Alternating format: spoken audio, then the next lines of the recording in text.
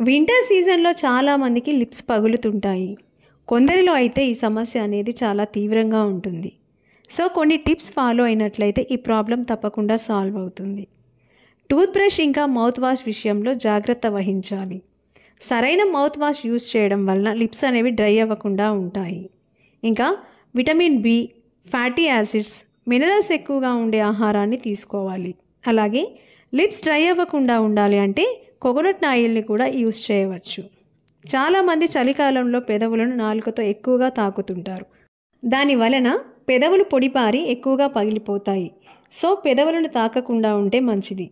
అలాగే రోజుకు సరిపడా వాటర్ తాగి హైడ్రేటెడ్గా ఉండాలి. హైడ్రేటెడ్గా ఉండడం వలన పెదవులు పగలడాన్ని తగ్గించవచ్చు. వీటన్నిటితో పాటు బయటికి వెళ్ళే ముందు లిప్ బామ్ అనేది తప్పనిసరిగా వాడాలి. కొబ్బరి నూనె, బీస్వాక్స్ వంటివి లిప్ బామ్గా యూస్ చేయవచ్చు.